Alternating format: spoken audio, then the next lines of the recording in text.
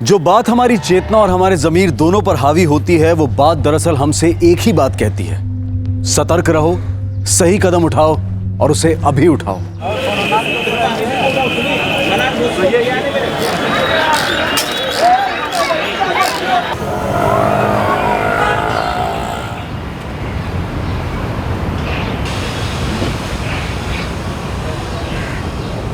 जी बात मानिए, सिर्फ 2 साल चलिए, 5,000 रुपये आप मेरे को देखें, ये देखिए, अपॉल्स्ट्री मैं आपको फ्री देता हूँ। हेलो, 30 पेटी तैयार है ना? कौन बोल रहे? वे तेरे को पिछली बार भी बताया था, ये फर्क नहीं पड़ता कि मैं कौन बोल रहा हूँ, फर्क ये पड़ता है कि तेरे पास क्या है और तू क्या खो सकता है। हो कौन तुम? नाम क्या है तुम्हारा? देख, मैं तेरे को बार बार मौका नहीं दे सकता। 30 लाख तैयार रखना।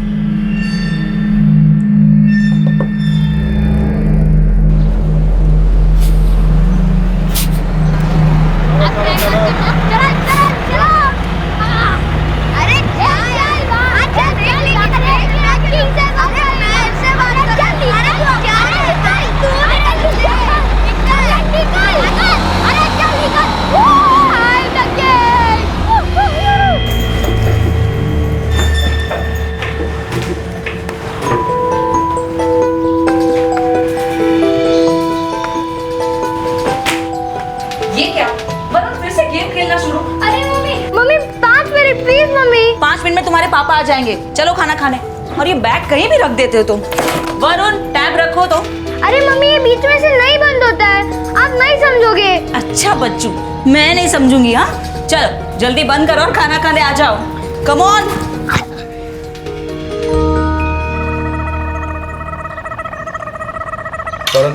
खाना का तो वक्त टाइम नहीं बेटा। अरे पापा मैं लास्ट टेबल पे था, आपने सब बिगाड़ दिया। कुछ नहीं बिगड़ा बेटा, हमने डिसाइड किया था ना कि टैब सिर्फ छुट्टी के दिन। पूर्वी क्या हो रहा है? क्या पूर्वी? मैंने आपसे मना किया था ना कि इसे टैब मत लेके दीजिए। ये सबके पास है। होगा बेटा। अनुराग ये मुझसे कहता है कि स्कूल के असाइनमेंट के लिए नेट पे कुछ सर्च कर रहा है और फिर चुपके से टैब पे गेम खेलता है। वरुण नो पापा, मैं ऐसा कुछ नहीं करता। नेक्स्ट टाइम मैं ये टैब ले लूंगा, बता रहा हूँ। नो पापा। Is that clear?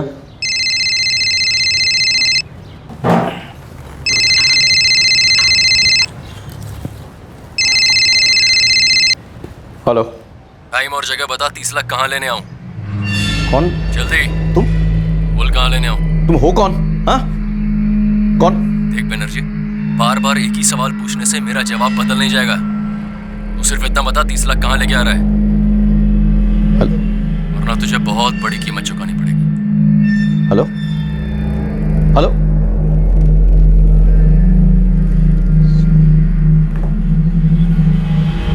किसका फोन था? कोई नहीं।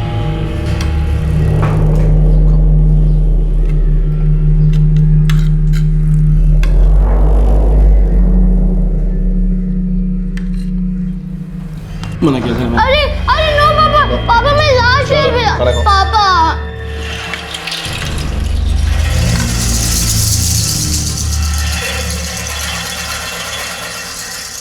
काश, ये ऐसा शब्द है जो एक गुजरे पल में हुए हादसे का पोस्टमार्टम करता है। काश ऐसा होता तो, काश हम ऐसा करते तो, काश वो हमने ना किया होता तो, काश ऐसा ना होता। ये लफ्ज काश हमारे सामने कई सवाल रखता है, हमें आगाह भी करता है कि आइंदा ऐसा करो या ऐसा मत करो।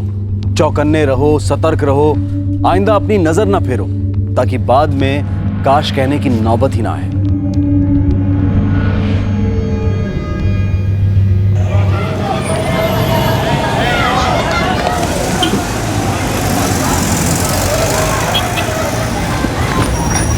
अंकल मेरी वाली चॉकलेट दो ना। 1 मिनट रुक रहे, लो 50 रुपए दो। अरे अंकल फास्ट। अरे तुम आजकल के बच्चे हो, को सबर ही नहीं है। अरे जल्दी। चलो चलो चलो चलो, सब आ गए?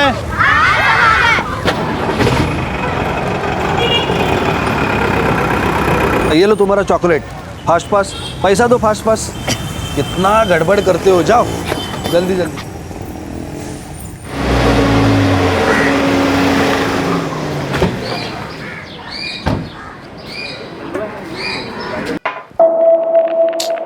पूर्वी 2:45 बज रहे हैं, अभी तक वरुण नहीं पहुंचा। कहाँ अटक गया? पता नहीं, लेकिन अब तक बस की आवाज नहीं सुनी मैंने। नहीं आंटी, आज तो मैं 1:30 को ही घर आ गया। क्या? तो फिर वरुण कहाँ है विकास? नहीं पता आंटी, आज तो वो बस में भी नहीं आया था। तो फिर घर कैसे आ रहा है वो? कोई लिफ्ट दे रहा है क्या? पता नहीं आंटी। वरुण तो बस में था ही नहीं, और विकास तो कब का अपने घर पहुंच चुका है।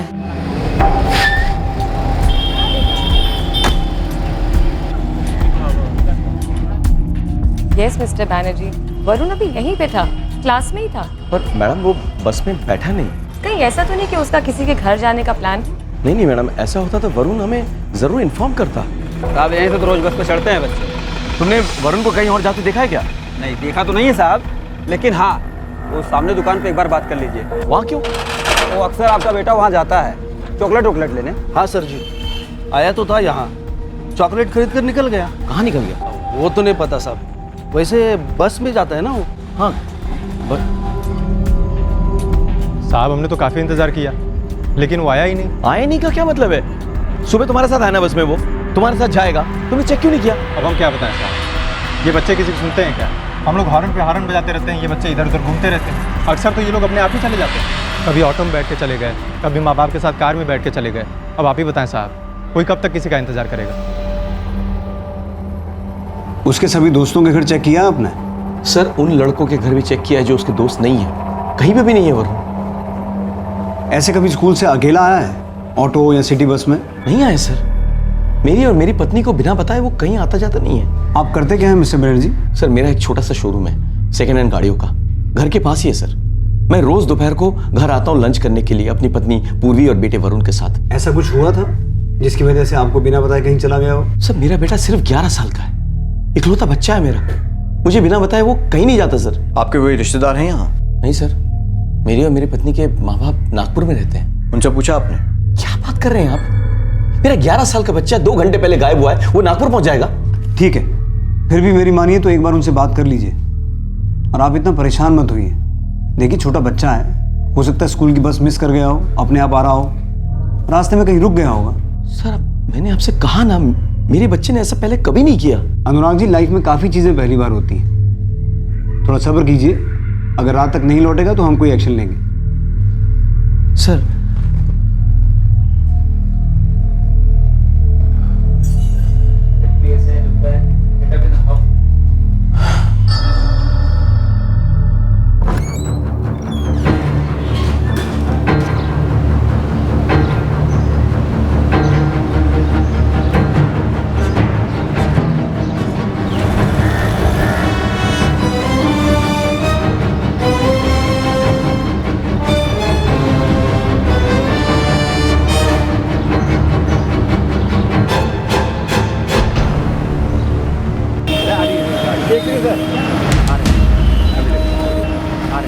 क्या बात कर रही हो बेटी? वरुण अपने आप से यहाँ नागपुर कैसे आएगा? मुझे पता है पापा, वो वहां नहीं आया होगा, बस ऐसे ही पूछ रही थी। बहुत डर लग रहा है मुझे, इसलिए सोचा पूछ लूं, कहीं आपको तो फोन नहीं किया उसने? नहीं किया। और बेटा वो अगर नागपुर के लिए निकला भी है तो इतने जल्दी यहाँ कैसे आएगा? ठीक है पापा। क्या वो वरुण स्कूल से घर नहीं पहुंचा अभी तक। घर नहीं पहुंचा मतलब? पूर्वी पूछ रही थी, वो यहाँ तो नहीं आया। एक काम कीजिए ना, समधी जी को फोन कीजिए, शायद वहां चला गया होगा। वरुण अभी तक घर नहीं लौटा? ना वरुण ने मुझे फोन नहीं किया। वैसे तो हमेशा मैं ही उसे फोन करता हूँ, वो भी अनुराग के मोबाइल पर।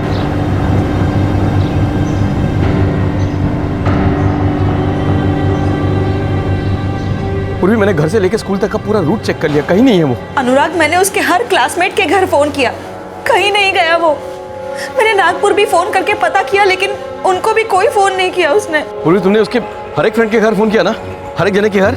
बोला ना अनुराग, मैंने हर बच्चे के घर फोन करके पूछ लिया है, वरुण कहीं नहीं गया। अनुराग प्लीज कुछ भी करो, मुझे मेरा बच्चा ला कर दो, प्लीज ढूंढो मेरे वरुण को। मैं वरुण को ढूंढ लूंगा, प्लीज शांत हो जा।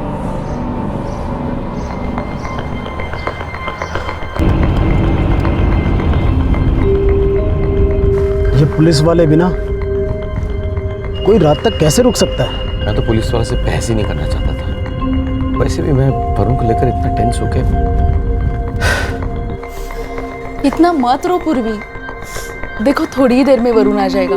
7 बज चुके हैं चंदा, अब तक नहीं आया वो बिना बताए कभी कहीं नहीं जाता है। दोपहर 1:30 बजे से गायब हुआ बच्चा शाम के 7:30 बजे तक घर नहीं लौटा है। आप कौन है? मेरा नाम हरीश साहू है, मैं नूरा का पड़ोसी हूँ और खास दोस्त भी। देखिए, मैं आपसे पहले भी कह चुका हूँ कि वरुण बिना बताए कहीं नहीं जाता। हम मिसिंग कंप्लेंट दर्ज करते हैं और कार्रवाई शुरू करते हैं। इतनी देर बाद? दोपहर को किया होता तो अब तक मिल गया होता। हमें क्या करना है क्या नहीं करना हमें अच्छे से पता है। माने, मिसिंग कंप्लेंट लिख लो इनका।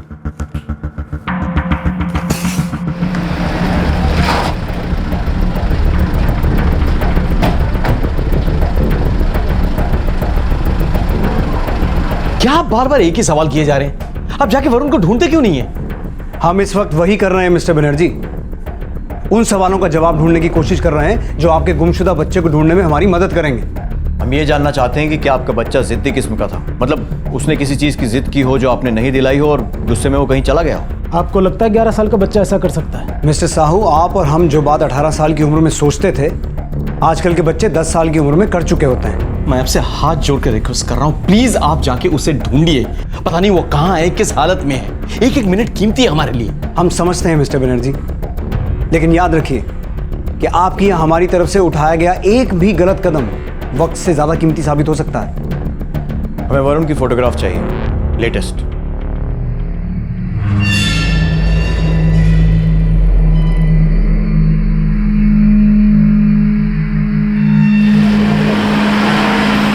एक 11 साल का लड़का स्कूल से घर नहीं लौटा था। यह माना जा रहा था कि उसके गायब होने के पीछे कोई घरेलू मामला है। जरूरत थी जल्द से जल्द एक्शन लेने की, एक सीरियस सर्च ऑपरेशन की। पर काश ऐसा हुआ होता, काश इस पूरे मामले को गंभीरता से लिया जाता। काश। हरीश, वरुण बिना बताए कहीं नहीं जाता है कभी भी। तुम तो जानते हो उसे।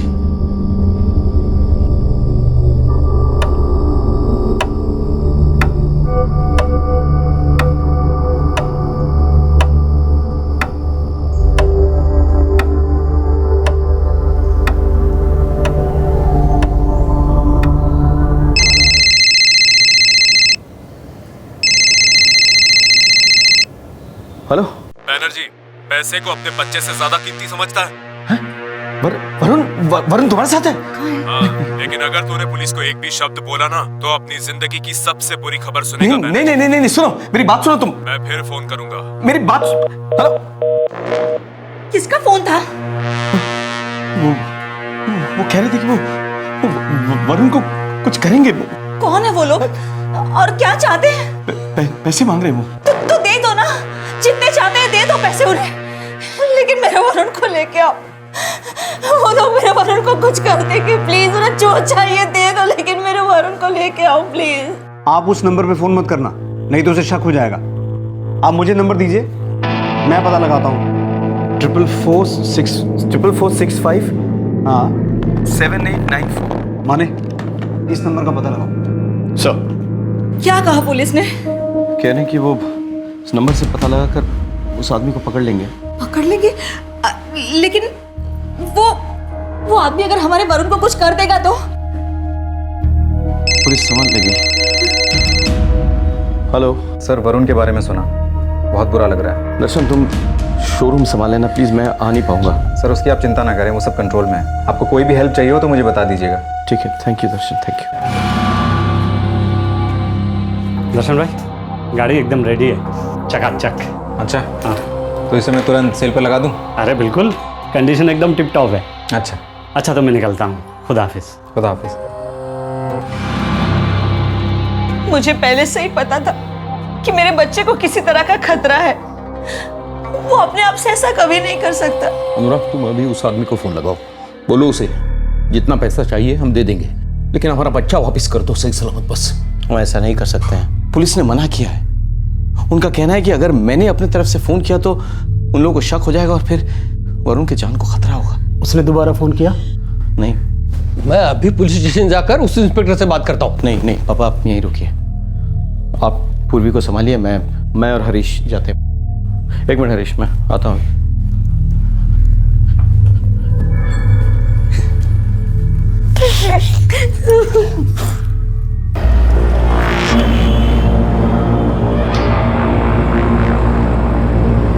हमें कॉल डिटेल्स नहीं मिले हैं अभी तक, कल सुबह तक मिल जाएंगे।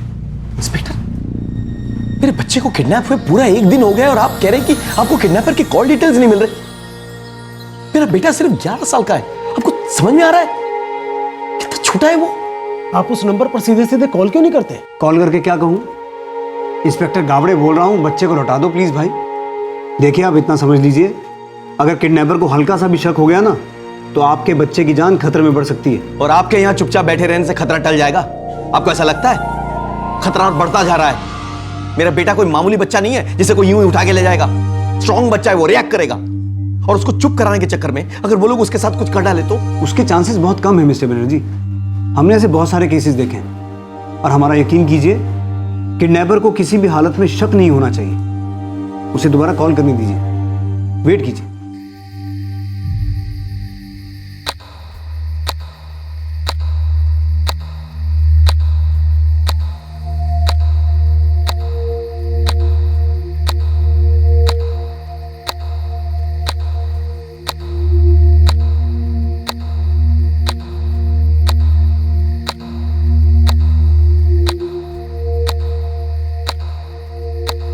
पूरे 2 दिन हो गए हैं, पूर्वी और अनुराग 1 सेकंड भी नहीं सोए हैं। कैसे सो पाएंगे चिंता?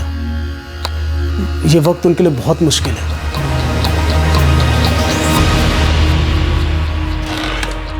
सर, ये नंबर 44465789 किसी कमलेश सुरवे का है।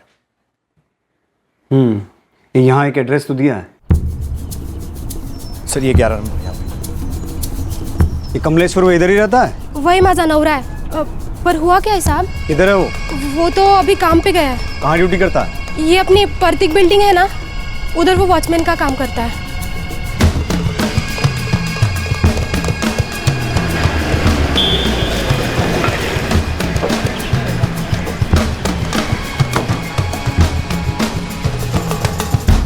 ये कमलेश सुरवे यहीं काम करता है? हो साहब, मेरा ही नाम कमलेश सुरवे है। सर चल। साहब मैंने क्या किया साहब? ये मेरा ही नंबर है। पर साहब बात क्या है साहब? बच्चा कहाँ है? वरुण। कौन बच्चा साहब? सब कौन वरुण साहब? मैं कुछ नहीं जानता साहब।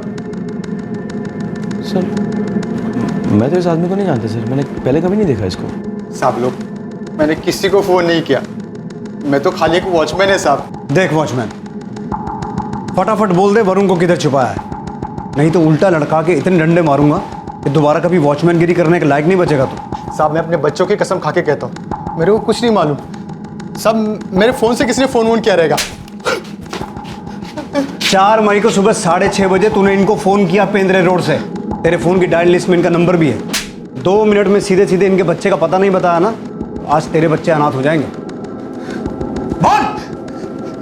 सब लगता है वो उस आदमी ने फोन किया रहेगा साहब। कौन आदमी? तेरा साथी?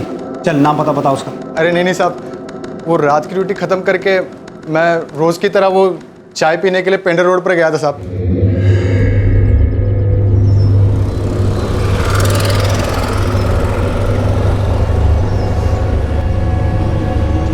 भाई साहब मेरे फ़ोन की बैटरी ख़त्म हो गई है, एक अर्जेंट कॉल करना है, आपके फ़ोन से कर सकता हूँ? प्लीज़, कोई एडमिट है, उसके घर वालों को इन्फॉर्म करना है।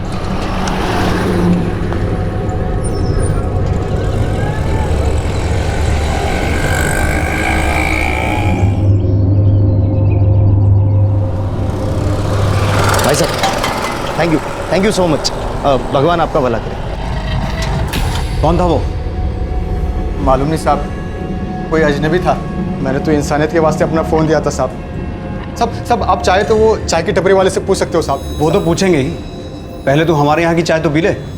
माने साहब आई शपथ, मेरे को कुछ नहीं मालूम साहब। मेरे छोटे बच्चे हैं साहब, मैं गरीब आदमी साहब। हमारी चाय उबलेगी तो ये उगलेगा। झूठ बोल रहा है, इसके किसी साथी ने फोन किया। सर वरुण को गायब हुए 3 दिन हो गया सर, दोबारा कोई फोन कॉल भी नहीं आया।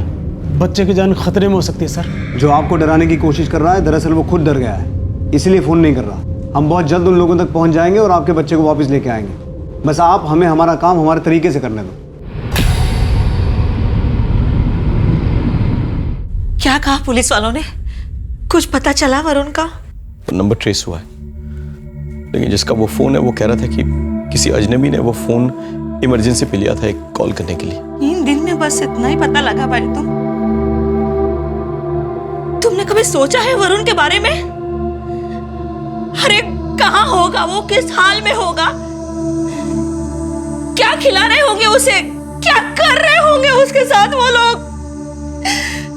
उनको चाहिए उतना पैसा दे दो, लेकिन मेरे बच्चे को मेरे पास वापस लेके आओ प्लीज। मेरे बच्चे को वापस लेके आओ, उन्हें जो चाहिए दे दो तुम।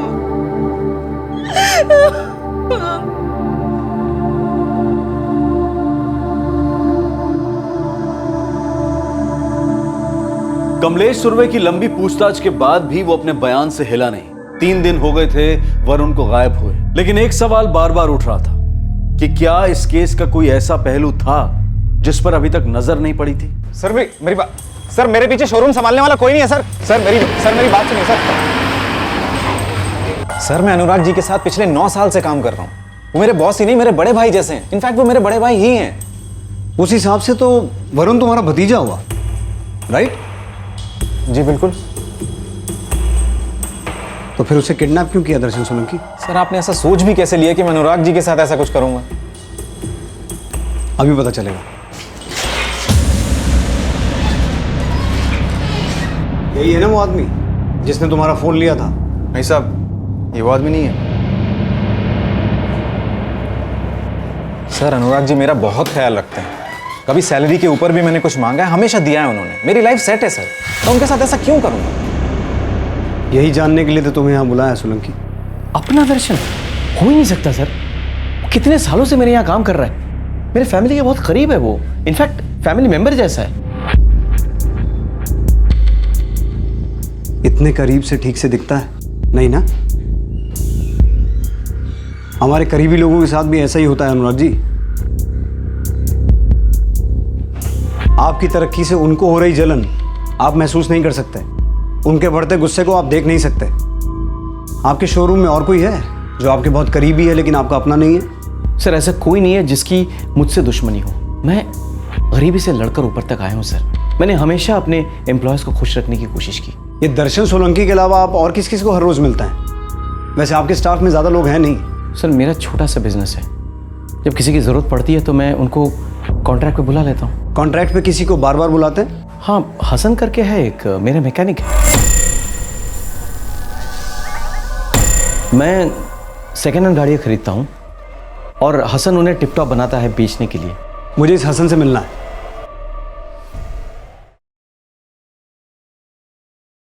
तुम्हें डायल केलेला नंबर बंद आहे। सर हसन का फोन ऑफ आ रहा है, लेकिन शायद दर्शन को मालूम हो कि इस वक्त वो कहाँ है। सर वो 4 मई को आया था, जिस दिन मुझे पता लगा कि अपना वरुण घर नहीं पहुंचा है।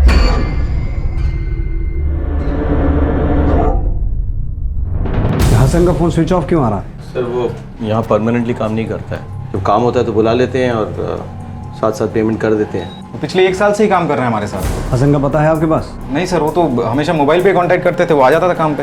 पहले कभी ऐसा हुआ है कि हसन का फोन स्विच ऑफ आ रहा हो? नहीं सर, ऐसा तो कभी नहीं हुआ।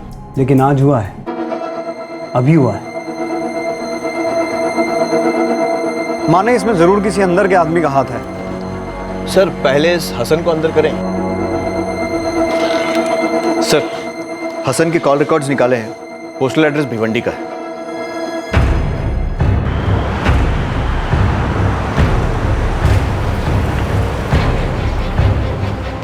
हसन 2 साल पहले ही ये जगह छोड़ करके चला गया था। ये फोन नंबर उसने तभी लिया होगा। 2 साल पहले आपका किराएदार था ना? बराबर साहब। हाँ तो उसका एग्रीमेंट दिखाओ, उसमें उसका परमानेंट एड्रेस होगा। एग्रीमेंट तो कोई बनाया नहीं, पर वो हर महीने का महीने भाड़ा टाइम से दे देता था।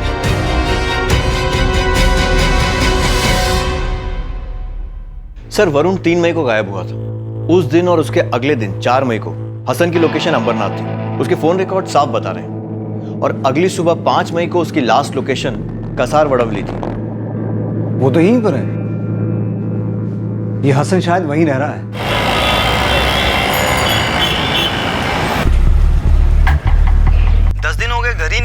10 दिन मतलब 2 मई से या 3 मई से? 3 मई से साहब। और हाँ साहब, हसन का मकान मालिक है इधर। नहीं हरीश, हसन नहीं हो सकता। हसन की मैंने कितनी मदद की है। जब उसका बाप अस्पताल में था तो उसके तमाम खर्चे मैंने उठाए थे और टाइम टाइम पे मैंने कितना काम दिया उसको। मेरे घर पे उसका आना जाना लगा ही रहता था। वरुण की बर्थडे पार्टी में भी आया था, वही ना? हाय हाय, हैप्पी बर्थडे।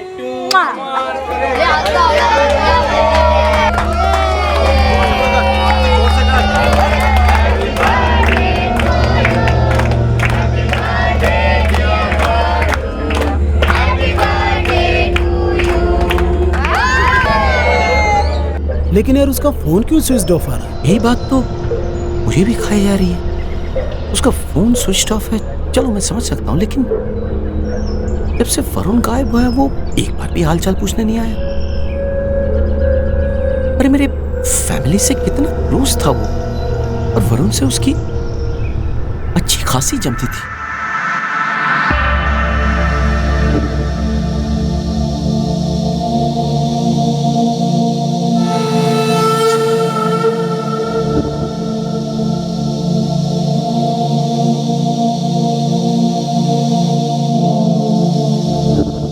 देखते ही देखते 2 हफ्ते बीत गए हरीश। हाँ यार, कुछ समझ नहीं आ रहा। यार वरुण को कुछ हो तो नहीं जाएगा ना? कहीं वो लोग उसे मार डाले तो? यार कैसे पागलों जैसी नेगेटिव बातें कर रहा है अनुराग। वरुण जल्दी मिल जाएगा, हिम्मत रख मेरे भाई।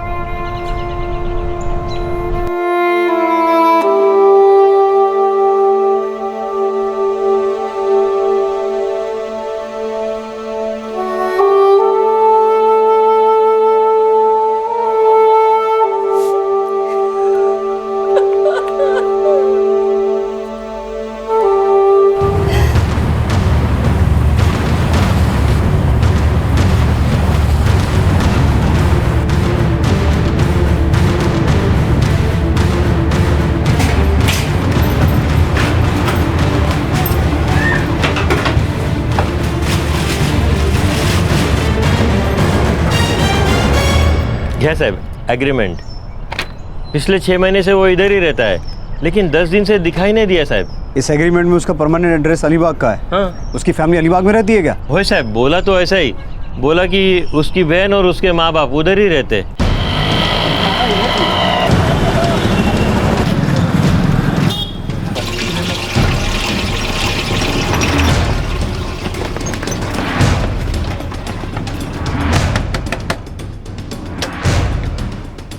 जी हसन कादरी यहीं रहता है? जो मेरा बेटा है साहब। क्या हुआ साहब? नहीं, हसन का फ़ोन तो नहीं आया, पर परवीन ने फ़ोन किया था। 1 हफ्ते से हसन उसके यहाँ ही है।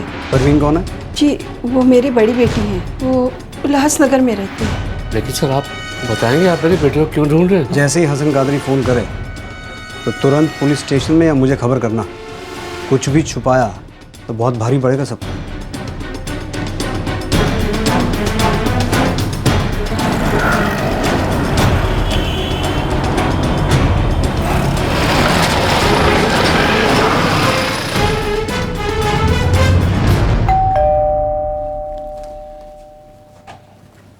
जी परवीन।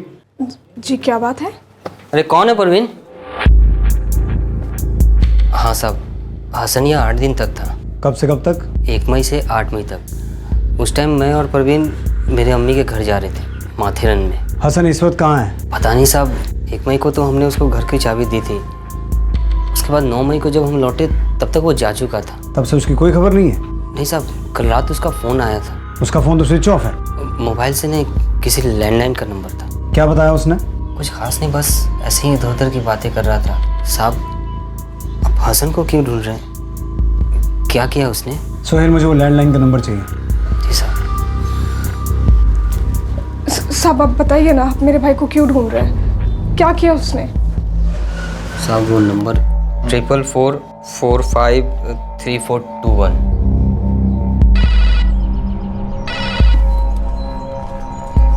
हेलो, किसका नंबर है?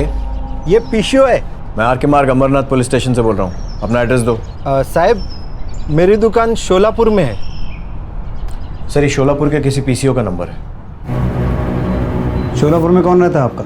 शोलापुर नहीं साहब, हमारा वहाँ कोई नहीं। साहब आप बताइए ना, आप मेरे भाई को क्यों ढूंढ रहे हैं? क्या किया उसने? सोहेल, अब जब भी हसन का फ़ोन आएगा तो पूछना उससे कहाँ रह रहा है, क्यों गया है। किसी भी हालत में ये मत बताना कि हम उसे ढूंढ रहे हैं। जी सर। खास आपको बोल रहा हूँ मैडम।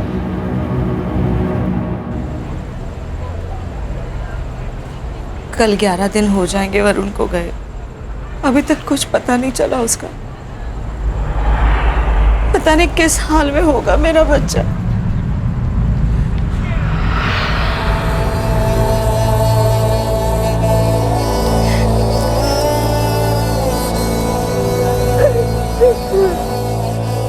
हरीश, उन लोगों ने वरुण को कुछ कर तो नहीं दिया होगा ना?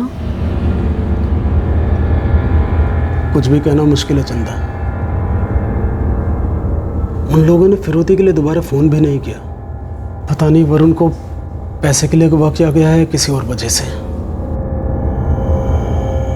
पुलिस सबूत पर सबूत ढूंढ तो रही थी, लेकिन हसन कादरी तक नहीं पहुंच पा रही थी। पर सबसे बड़ा सवाल यह था कि क्या हसन कादरी असली गुनहगार था? सर, आप बिल्कुल फिक्र ना करें, मैं यहाँ पे सब कुछ संभाल रहा हूँ। Okay sir.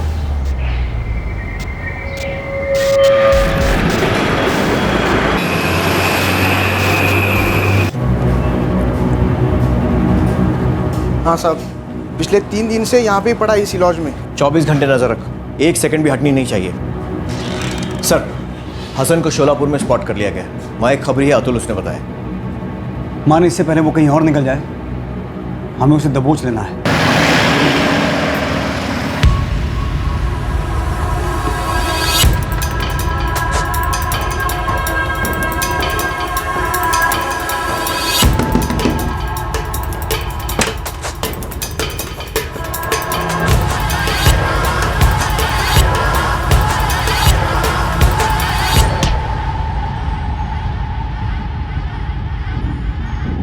क्या हुआ साहब?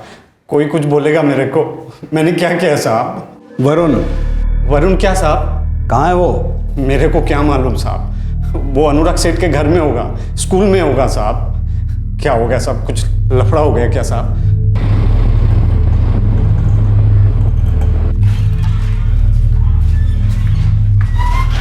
अनुराग सेठ। वरुण कहाँ है हसन? आप भी मुझसे यही सवाल कर रहे हो साहब? वरुण कहाँ है मुझे क्या मालूम? झूठ मत बोल हसन, तूने वरुण को अगवा किया है। मैंने वरुण को?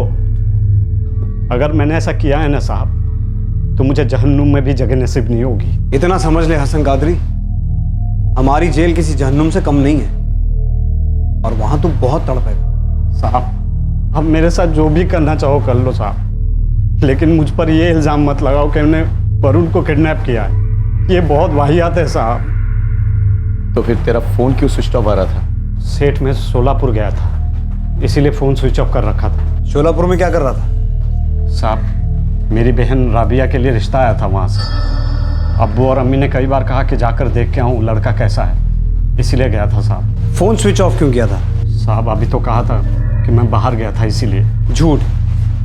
तेरे माँ बाप को, ना तो तेरी बहन और उसके पति को, और ना ही तेरे मकान मालिक को पता था कि तू शोलापुर में है। मैं जब भी कोई अच्छा काम करने जाता हूँ किसी को बताता नहीं हूँ, आदत है मेरे साथ। अनुराग सेठ के वजह से मेरे अब्बू जिंदा है अभी। इनका बहुत एहसान है मेरे पर, और मैं इनके बच्चे के साथ ऐसा करूँ?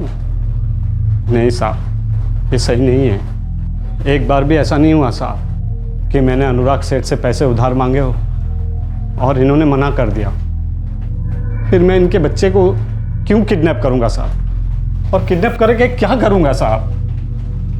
क्योंकि फिरौती के पैसे लौटाने नहीं होते, वो उधार नहीं होता। तेरी ये जो कहानी है ना हसन, इसमें दम नहीं है। ये कहानी नहीं है, हकीकत है। मुझे तो पता भी नहीं था कि वरुण किडनैप हुआ है। ये बात तो मुझे आपसे ही पता चला है साहब। फिर झूठ? खुदा कसम साहब, मैं सच बोल रहा हूँ। आपने तो मेरी सारी हिस्ट्री निकाल ली है। ऐसे कोई जगह नहीं बचा है जहाँ मैं बच्चे को छुपा लूँ साहब। वैसे मुझे सच पता है। अच्छा, क्या है सच? यही कि आप लोग किडनैपर को पकड़ नहीं पाए और मुझे बकरा बना रहे हो।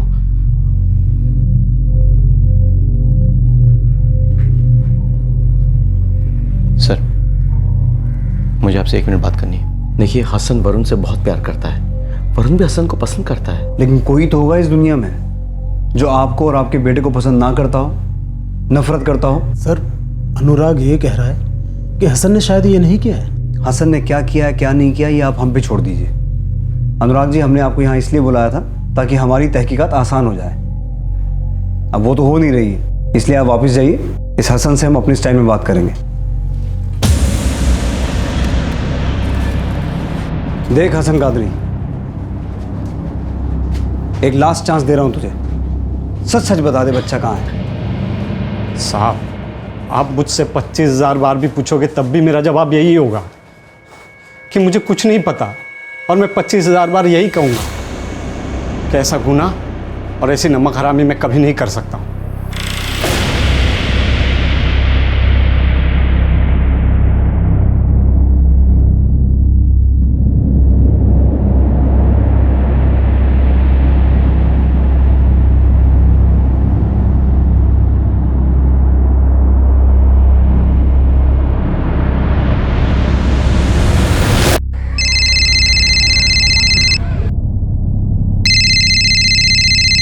हेलो अनुराग जी, आप पुलिस स्टेशन आ जाइए। कुछ पता चला आपको? हाँ, हमें मिल गया वो। क्या? वरुण मिल गया? मिल गया? कहाँ है? कहाँ पे है वो? आपके साथ है? आप पहले पुलिस स्टेशन आ जाइए मिस्टर बनर्जी। बताइए ना, कहाँ है वो? आप पहले आ जाइए प्लीज। कहाँ है वरुण? कुछ बताया नहीं, कहने लगे पुलिस स्टेशन आ जाओ। क्यों नहीं बताया? मुझसे पूछिए ना, कहाँ है वरुण? आइए। वरुण कहाँ है?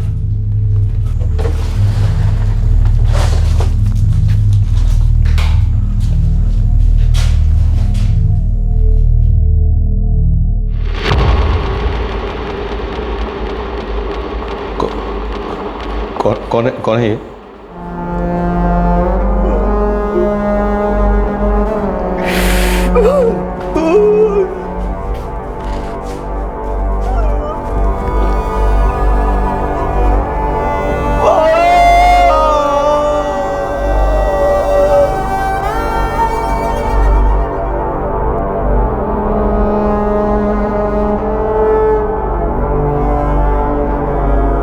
रोले पूर्वी, ऐसे अंदर ही अंदर मत घुट। तेरा वरुण जा चुका है हम सबको छोड़कर, वो अब नहीं लौटेगा।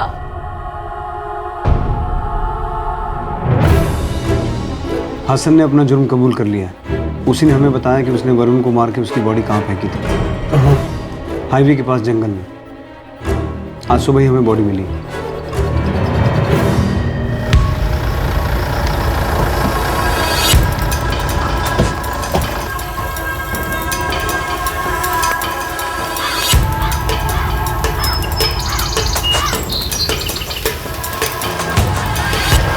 वरुण को उसी दिन मार दिया गया था जिस दिन वो किडनैप हुआ था। बॉडी काफ़ी डिकम्पोज हो चुकी है, इसलिए इस वक्त ये बताना तो मुश्किल है कि मर्डर कैसे हुआ, पर शायद गला दबाने से मौत हुई है। ये सब हसन ने कबूल किया? हाँ। लेकिन उसने वरुण का मर्डर क्यों किया? कुछ बताया? हसन ने पैसों के लिए आपके बेटे की जान ले ली मिस्टर बनर्जी।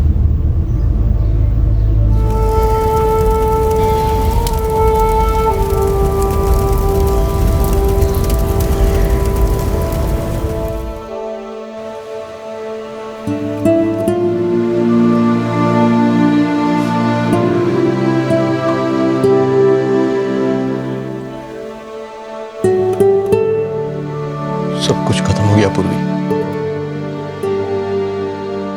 वरुण हम सबको छोड़ के चला गया, अब कभी वापस नहीं आएगा। अच्छा बच्चू, मैं नहीं समझूंगी। हाँ, चलो जल्दी बंद करो और खाना खाने आ जाओ।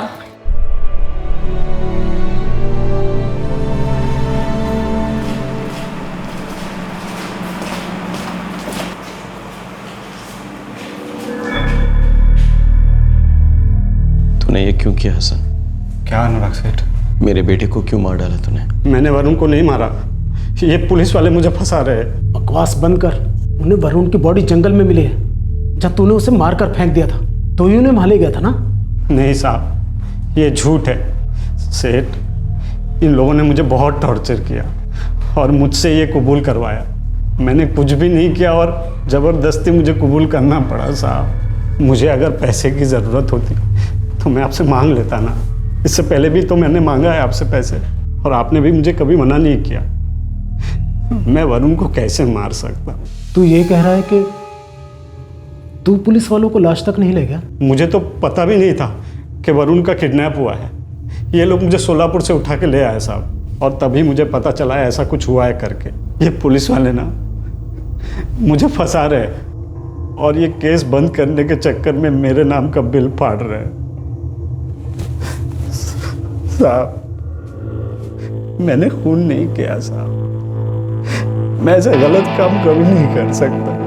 मैं बहुत गरीब आदमी हूँ साहब, मुझे बचा लो साहब, बचा लो मुझे। मैं आपको पैर पड़ता हूँ। आप कहना क्या चाहते हैं मिस्टर बनर्जी? हसन कह रहा था कि उसने ये जुर्म नहीं किया है, आपने जबरदस्ती उसे कन्फेशन करवाया है। उसने एक बहुत संगीन जुर्म किया है, मर्डर। और अब बड़ी चालाकी से आपको एक कहानी सुना रहा है और आप उसका भरोसा भी कर रहे हैं। तो क्या आप पर भरोसा करें? और क्यों करें इंस्पेक्टर? जब वरुण गायब हुआ था और हम आपके पास आए थे तो आपने पूरा एक दिन लगा दिया था कोई कदम उठाने में, और अब जब उसकी लाश मिली तो मर दिया केस हसन के सर, कर दिया केस क्लोज। बात बताइए इंस्पेक्टर, क्या सचमुच ये सब हसन ने किया है या दाल में कुछ काला? हरीश साहू, दाल में कुछ काला है या तुम्हारी दोस्ती में? क्या मतलब? खेल तो सारा मतलब का ही है हरीश साहू। एक सेकंड के लिए भी मिस्टर बनर्जी का साथ नहीं छोड़ते तुम। ये दोस्ती है, डर है? डरते हो ना इस बात से कि कहीं मिस्टर बनर्जी को तुम्हारा सच ना पता चल जाए। कौन सा सच? तुम्हारे लालच का सच। ये भी तो हो सकता है कि इस किडनैपिंग और मर्डर के पीछे तुम्हारा हाथ हो और तुम्हारे किराए के टट्टुओं ने इस साजिश को अंजाम दिया हो। Very nice officer. अपनी ड्यूटी ठीक से नहीं कर पाए तो पहले हसन को बकरा बनाया और अब मेरा गला काटने पर तुले। बकरा कौन बना और गला किसने काटा बहुत जल्द पता चल जाएगा हरीश साहू। मेरी नजर है तुम पर। अनुराग, पुलिस वालों ने कुछ तो गड़बड़ की है। बेचारे हसन को फंसाया जा रहा है। उसकी गलती क्या है? यही ना कि उसका फोन ऑफ था और वो बिना बताए कहीं चला गया था, बस। लेकिन बेवजह एक मासूम को फंसाना गलत है।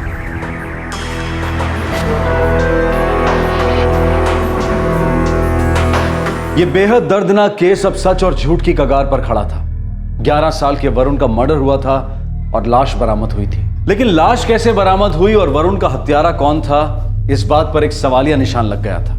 अगर हसन हत्यारा नहीं था, अगर हसन पुलिस को लाश तक नहीं ले गया था, तो फिर इस केस की सच्चाई क्या थी? सर, शुरू से ही वो ऑफिसर इस केस को लाइटली ले रहा है। उन्हें मालूम था कि बच्चा स्कूल से घर नहीं लौटा, लेकिन फिर भी पूरा दिन गुजर जाने के बाद वो फोटोग्राफ लेने के लिए रात को आते हैं। मिस्टर बैनर्जी, आपने जो खोया है उसकी कोई भरपाई नहीं है, लेकिन ऐसे में लोग गहरे सदमे में अक्सर पुलिस पे उंगली उठाते हैं। उन्हें लगता है कि पुलिस ने अपना काम ढंग से नहीं किया, हालांकि सच्चाई कुछ और होती है। सर, सच्चाई तो यह है कि वरुण के साथ साथ मेरी और मेरी पत्नी की जिंदगी भी खत्म हो गई है सर, लेकिन एक आदमी की जिंदगी बेवजह बर्बाद हो रही है। हसन खादरी, मेरा मैकेनिक। उसका कहना है कि उसी ऑफिसर ने जबरदस्ती उसे ये जुर्म कबूल करवाया सर। उस ऑफिसर ने तो हमें ये तक नहीं बताया कि लाश कैसे मिली, कत्ल कहाँ हुआ, और सबसे बड़ी बात कि कत्ल क्यों हुआ। सर, मैं सिर्फ इतना चाहता हूं कि असली मर्डर पकड़ा जाए। इस केस में आपकी पुलिस का रवैया शुरू से अजीबोगरीब रहा है। मानो उनको कोई इंटरेस्ट ही ना हो, मानो ये नॉर्मल बात है कि बच्चे 2-2 हफ्ते तक घर से गायब रहते हैं और फिर उसकी लाश मिलती है। आप चाहे कोई भी सफाई दे दीजिए सर, ये सच्चाई नहीं बदल सकती। मैं मानता हूं कि कुछ लैप्सेस हुए होंगे। हुए होंगे सर? नहीं सर, हुए हैं, मेरे सामने हुए हैं sir. I agree with you, गलतियां हुई हैं।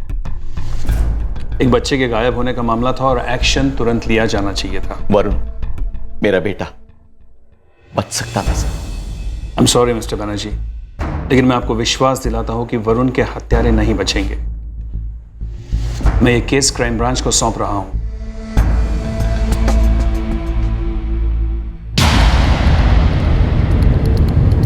सर बच्चा किडनैप 3 मई को हुआ और उसकी लाश 18 मई को मिली। पूरे 2 हफ्ते बाद। और फिरौती के लिए सिर्फ एक ही फ़ोन आया, वो भी 4 मई को। किडनैपिंग के ठीक 1 दिन बाद। अजीब है। और किडनैपिंग की रात जब लोकल पुलिस मिस्टर बैनर्जी के घर इन्वेस्टिगेशन करने गई तो यूनिफॉर्म में थी। उन्हें यूनिफॉर्म में नहीं जाना चाहिए था। किडनैपर बनर्जी का कोई करीबी हो सकता है। उसे पता चल गया होगा कि पुलिस इन्वॉल्व हो चुकी है। ये इस केस के पेपर्स हैं, सारे हैं। क्या हसन कादरी ने वाकई में अपना जुर्म कबूल किया था तुम्हारे सामने? मैं झूठ क्यों बोलूँगा? ये केस बंद करने के लिए। साहब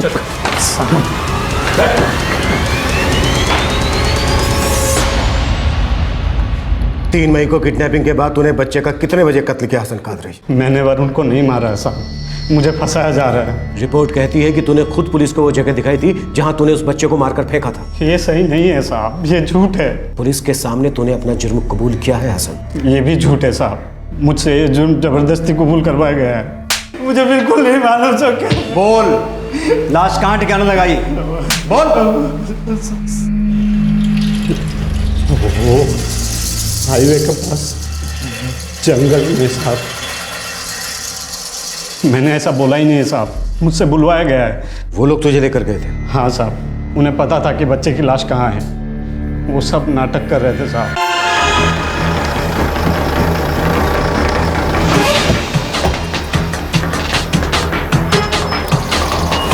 तूने पहले दिन ही बच्चे की जान ले ली थी।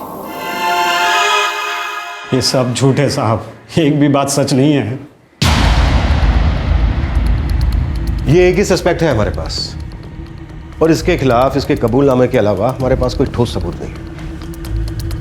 50% चांस है कि ये बेगुनाह है और 50% चांस है कि ये बहुत ही चालाक खिलाड़ी है। सर एक और आदमी था जिसके फ़ोन से किडनैपर ने कॉल किया था, कोई कमलेश सुरवे। इन्वेस्टिगेशन टीम ने ज़रूरी नहीं समझा कि कमलेश हसन की आइडेंटिफिकेशन करे। ये वाकई अजीब बात है।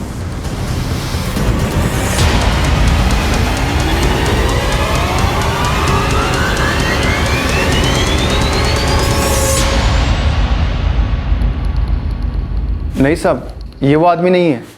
हसन को जानते हो? नहीं साहब, मैं किसी हसन को नहीं जानता। नमस्ते।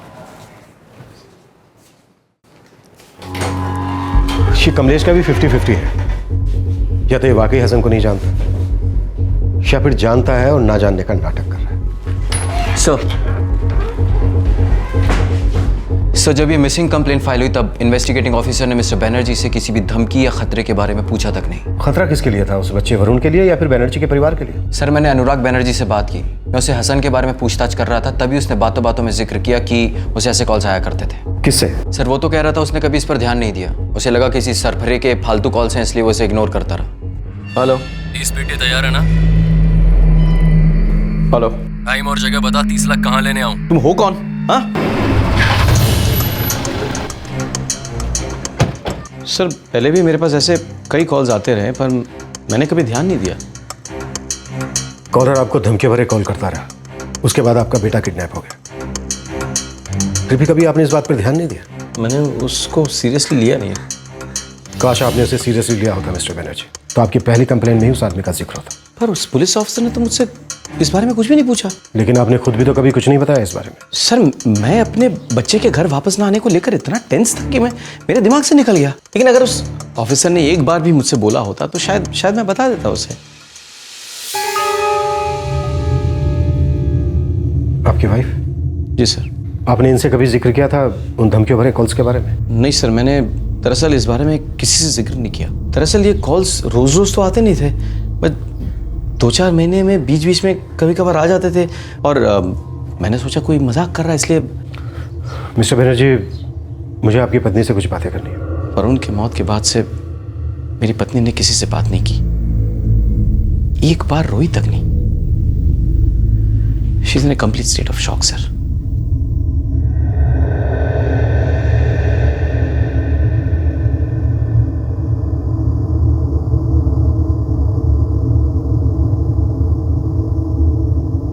धमकियों वाले फोन आ रहे थे तो उसने हमें बताया क्यों नहीं?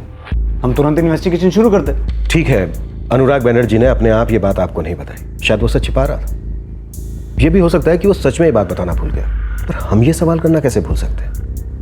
जबकि किडनैपिंग और असॉल्ट के केस में ये बेसिक सवाल होते कि क्या आपको किसी से कोई खतरा था, क्या आपको धमकी भरे कॉल आ रहे थे, पर नहीं, आपने तो ऐसा कुछ पूछा ही नहीं। ये गलती नहीं है ऑफिसर, बल्कि उस चीज से नजर फेरने वाली बात है जिस चीज पर सबसे पहले नजर जानी चाहिए थी। ये अनुराग बनर्जी और उसका वो पड़ोसी हरीश साहब, ये दोनों जब पहली बार मेरे पास आए थे तब से झगड़ा करने के मूड में थे। हर बात पे उल्टे सवाल कर रहे थे। हमारी किसी भी बात पर, किसी भी कदम पर उनको भरोसा ही नहीं था। अब ऐसे में थोड़ा 19-20 तो हो जाता है। इस 19-20 के बीच में एक मासूम बच्चे की जान अटकी थी। काश के 19-20 ना हुआ होता ऑफिसर। काश ऐसा हुआ होता या ऐसा ना हुआ होता, काश ऐसा किया जाता या ऐसा ना किया जाता। इस केस के अंधेरे में ऐसे कई काश थे जो धीरे धीरे उजाले में आ रहे थे। ये इन्वेस्टिगेशन अब उन छोटे छोटे हल्के हल्के फैसलों पर रोशनी डालने लगी जो काश नहीं लिए गए होते या फिर लिए गए होते।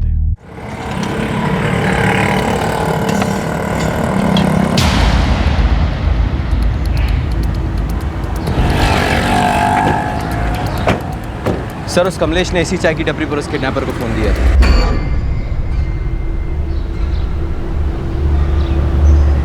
कमलेश सुर्वे को जानते हो? वॉचमैन। हाँ साहब, जानता हूँ सर। Crime branch.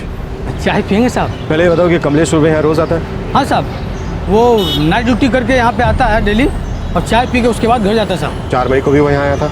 रोज आता है साहब, आया ही होगा। कमलेश ने हमें बताया 4 मई को जब वो यहाँ आया था तो एक अजनबी ने उससे उसका फ़ोन लिया था अर्जेंट कॉल करने के। उस अजनबी को जानते हो? अब यहाँ इतने ग्राहक आते हैं साहब, हम सबको जानते हैं। उस दिन क्या हुआ मालूम नहीं साहब। सर, इस होटल में CCTV है। इसकी रेंज में रोड जरूर आती होगी। हाँ सर, हमारा वो कैमरा पूरा रोड कवर करता है। हम इसके फुटेज देखते हैं। बिल्कुल।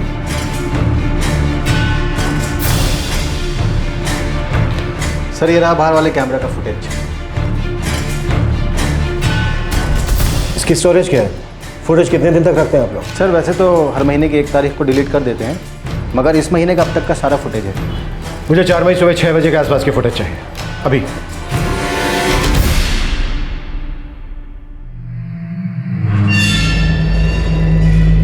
वो रहा साहब, यही आदमी है जिसने मुझसे फोन लिया था ना साहब, यही है। सर, इस आदमी को तो मैं नहीं पहचानता। मैंने भी इसे पहले कहीं नहीं देखा।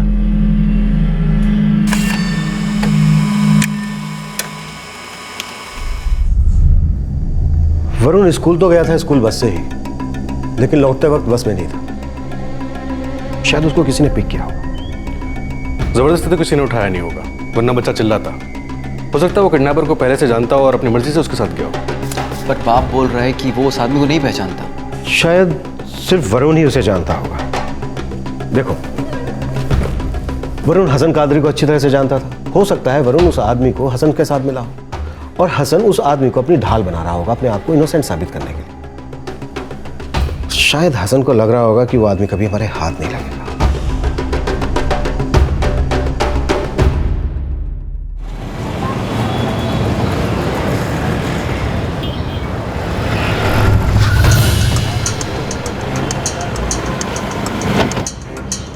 नहीं साहब, हमने इस आदमी को पहले कभी नहीं देखा है। वो कौन सी दुकान है जहां से वरुण चॉकलेट लेता था? वो रही साहब, सामने वाली। नहीं साहब, इससे पहले इसे नहीं देखा। उस दिन वरुण किसके साथ था? साहब, धंधे का टाइम था, मैं काम में लगा था, लेकिन ये याद है कि वरुण अकेला आया था, किसी के साथ नहीं। वो किसकी गाड़ी में गया, कुछ देखा तुमने? नहीं देखा साहब। साहब, वरुण क्या, स्कूल के सब बच्चे यहाँ आते हैं, कुछ खरीदते हैं, वापस स्कूल में चले जाते हैं या बस में चढ़ते हैं। बस तो गेट के पास ही खड़ा रहता है ना।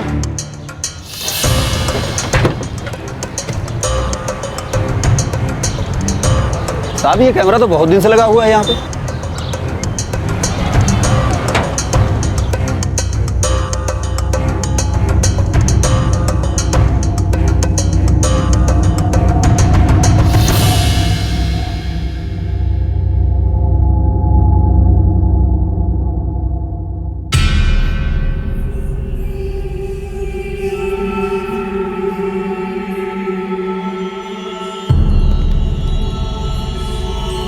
हमें फुटेज चाहिए तुरंत।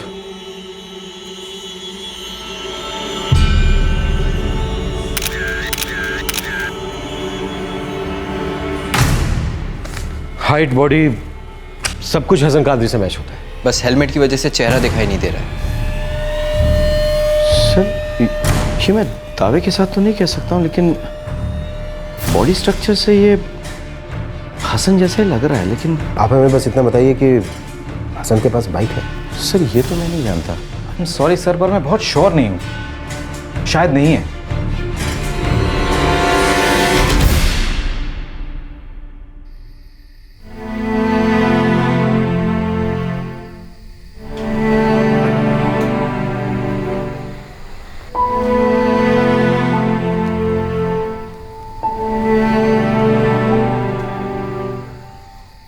शायद पहले वाले पुलिस ऑफिसर्स सही कह रहे थे। शायद हसन ने ही वरुण की जान ली है।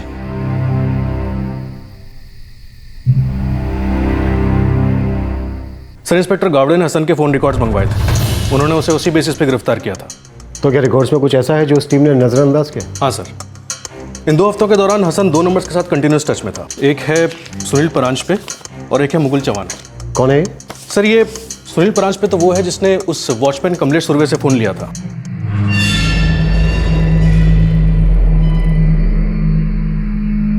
और ये तीसरा मेंबर होगा उस टीम का।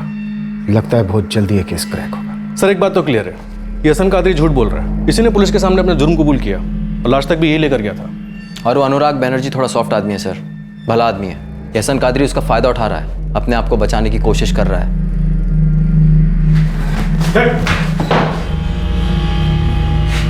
तूने वरुण को किडनैपिंग के तुरंत बाद मारा था, क्या थोड़ी देर जिंदा रखा था उसे? ये आप लोग मेरे साथ क्या गेम खेल रहे हो?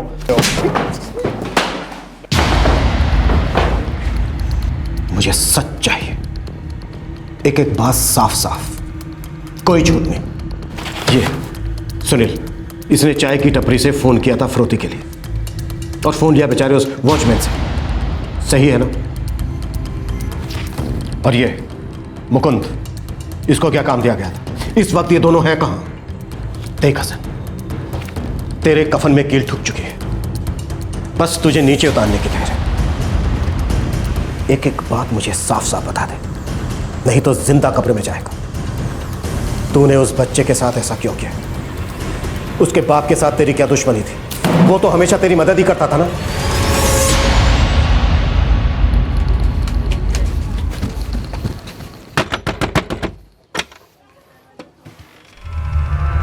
कब लौटा रहा है मेरे पैसे?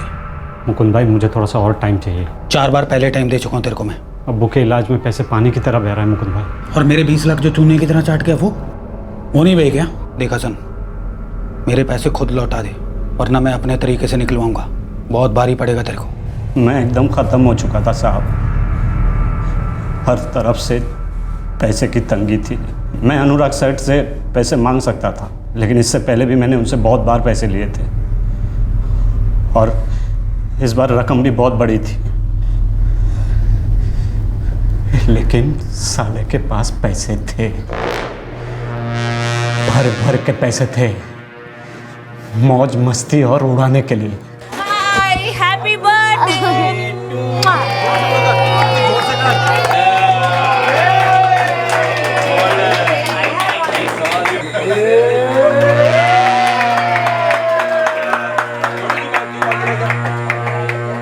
मुझे पैसे अब्बू के इलाज के लिए चाहिए थे, राबिया की शादी के लिए चाहिए थे, और वो अनुराग सेठ फालतू के पैसे उड़ाए जा रहे। इसलिए तो उन्हें फालतू के वो फोन कॉल्स करता था, धमकियों वाले। हेलो, 30 पेटी तैयार है ना? कौन बोल रहे? ये फर्क नहीं पड़ता कि मैं कौन बोल रहा हूँ, फर्क ये पड़ता है कि तेरे पास क्या है और तू क्या खो सकता है। वो कौन तुम? नाम क्या है तुम्हारा? मैं तेरे को बार बार मौका नहीं दे सकता हूँ। 30 लाख तैयार रखना। तुम हो कौन? हाँ, तू सिर्फ इतना बता 30 लाख कहाँ लेके आ रहा है, वरना तुझे बहुत बड़ी कीमत चुकानी पड़ेगी। पहले जब मैं उन्हें फ़ोन करता था, अनुराग सेठ ने कभी भी पुलिस में कंप्लेन नहीं की थी। वो मेरे फ़ोन को मजाक में लिया करते थे, लेकिन जब मैंने उनके बच्चे को उठा लिया, मुझे लगा कि वो मेरी सारी मांगें पूरी कर देंगे। अपने बच्चे से बहुत प्यार करते थे ना, मुझे लगा वो फटाक से पैसे दे देंगे। दिमाग हट गया क्या तेरा? नहीं मुकुंद भाई, कसम से बोल रहा हूँ, जो मांगेंगे वही दे देगा। आपके 20 बनते हैं ना, 30 मांग लेते हैं, 20 आप रख लेना और 5 मैं और मेरा पार्टनर रख लेंगे। कौन पार्टनर? सुनील, मेरा दोस्त है, अभी आ रहा होगा।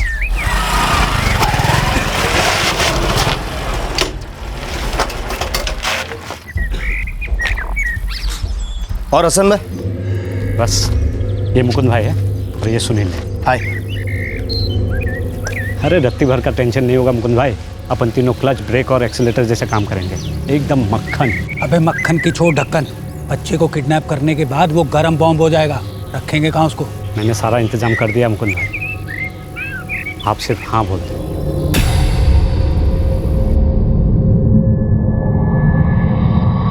अरे भाई ये भी कोई पूछने की बात है, तुम्हारा ही घर है, वैसे भी हम 9 को लौटने वाले हैं। अरे परवीन, हमारी रिटर्निंग 9 की ही है ना? हाँ जी हाँ, हम कल जा रहे हैं और 9 को ही लौट रहे हैं। ठीक है नौशा भाई, मैं कल आकर चाबी ले लूँगा। मैंने वरुण की सारी हरकतें बारीकी से देख ली थी। मुझे मालूम था किस पॉइंट पे उसको आवाज़ लगाना है। जब वो चॉकलेट खरीद के दुकान से निकले तब मैं 2 मई को वहाँ गया था, लेकिन वो दुकान पर नहीं आया था। पैसों के लिए फ़ोन कब करेंगे? आज का दिन रहने देते। वैसे भी वहाँ लोग टेंशन में होंगे कि बच्चा स्कूल से घर नहीं लौटा है। कल बात करते हैं। ज़्यादा लेट मत करना भाई, दवा का असर खत्म हो गया तो ये बच्चा जाग जाएगा, और ये जाग गया तो हम सबकी वाट लग जाएगी।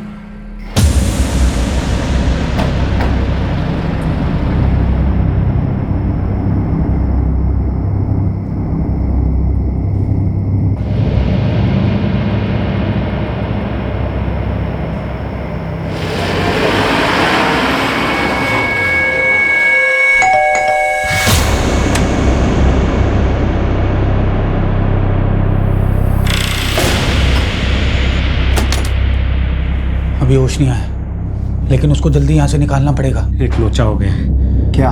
वो अनुराग सेठ ने पुलिस को बुला लिया है। लेकिन तूने तो कहा था कि वो पुलिस को नहीं बुलाएगा। अरे मुझे कहाँ पता था कि वो पुलिस को बुला लेंगे। पहले जब उसको धमकी देता था तब उसने पुलिस को नहीं बुलाया था, खुदा जाने अब क्यों बुला लिया। अब क्या? रिक्स हो गया भाई, उन्होंने पुलिस को बुला लिया और अब ये लड़का मुझे पहचान भी लेगा और तुम दोनों को भी। यहाँ से बाहर निकलने का रास्ता सोच हसन। अब इस लड़के को भी वापिस नहीं भेज सकते ना। अरे पर उसे यहाँ भी तो नहीं रख सकते ना।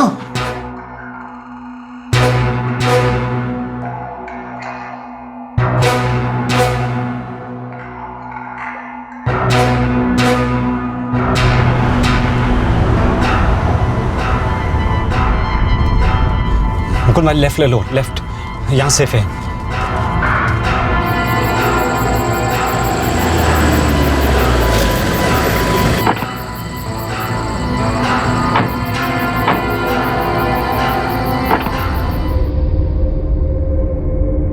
तूने वरुण को गला घोटकर मार डाला, फिर उसकी लाश को जंगल में फेंक दिया।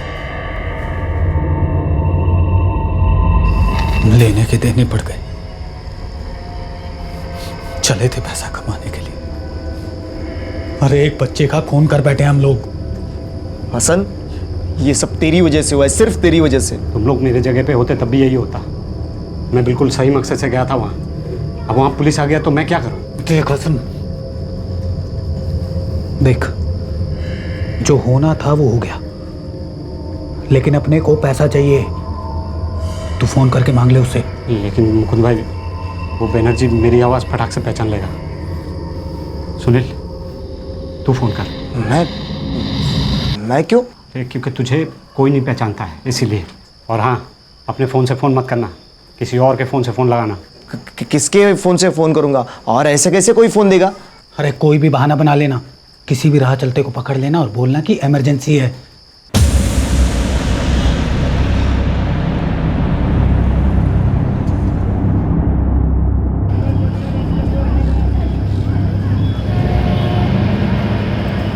अपनी तो लग गई, अब कुछ नहीं हो सकता। हसन, ये सब क्या हो रहा है यार? हाँ यार, वो तो फ़ोन कॉल को लेके भी पुलिस के वहाँ पहुँच गए। अब पुलिस उस आदमी को ढूंढेगी जिसका मैंने फ़ोन लिया था। अगर उस आदमी को मेरी शक्ल याद आ गई तो मैं तो गया। वो कैसे पहचान लेगा तुझे हैं? और हाँ, पुलिस तुझ तक कभी नहीं पहुंच सकती है। मैं क्या कर रहा हूँ, हम लोग ना अलग अलग हो जाते हैं, है ना, और जब ये केस ठंडा हो जाएगा तब वापस लौट आएंगे। देख हसन, तू हर बार जो भी कहता है उसका उल्टा ही होता है। इस बार हम कैसे यकीन कर लें कि जो तू कह रहा है वो सही होगा? अरे मुकुंद भाई, ऐसे बैठे रहने से तो सब कुछ सही नहीं हो जाएगा ना। अंडरग्राउंड होने के अलावा हमारे पास और कोई चारा नहीं है। मैं सही कह रहा हूँ, वो लोग हम तक नहीं पहुँच पाएंगे और ये कुछ दिनों में केस बंद हो जाएगा। बोल, सुनील और मुकुंद कौन से बिल में छुपे हैं?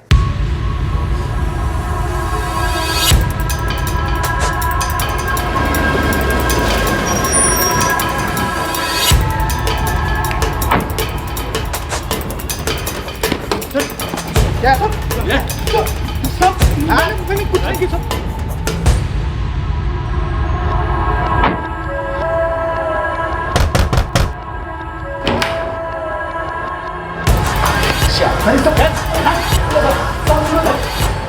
मिस्टर बनर्जी, आपके बेटे का हत्यारा हसन कादरी ही है। इस जुर्म में उसके साथीदार भी है और ये हसन ही था जो 4 महीने से आपको धमकियों भरे कॉल कर रहा था। सिर्फ उसका कबूलनामा ही नहीं, हमारे पास इस बात के ठोस सबूत भी है। काश आपने उसकी धमकियों को सीरियसली लिया होता। मुझे यकीन ही नहीं होता कि अपना हसन ने क्या कुछ नहीं किया उसके लिए, हर वक्त उसकी मदद की, फिर भी। लालच अजगर की तरह होता है मिस्टर बनर्जी, जो इंसान की इंसानियत के साथ साथ उसके ज़मीर को भी जिंदा निकल जाता है। I am sorry for your son, और हमारे डिपार्टमेंट की तरफ से जो गलतियां हुई हैं मैं उसके लिए आपसे माफी चाहता हूं।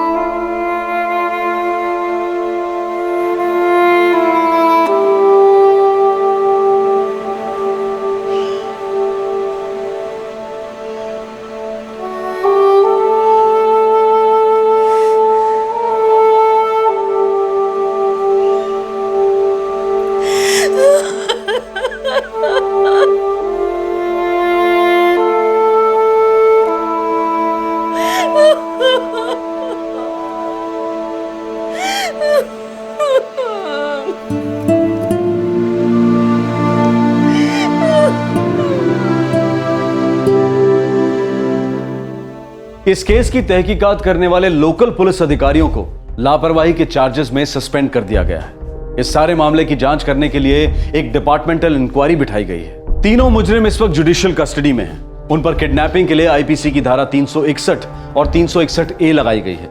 आईपीसी की धारा 302 के तहत हत्या का केस भी उन पर दर्ज किया गया है। सबसे अहम सवाल यह खड़ा होता है कि क्या वरुण की जान बच सकती थी?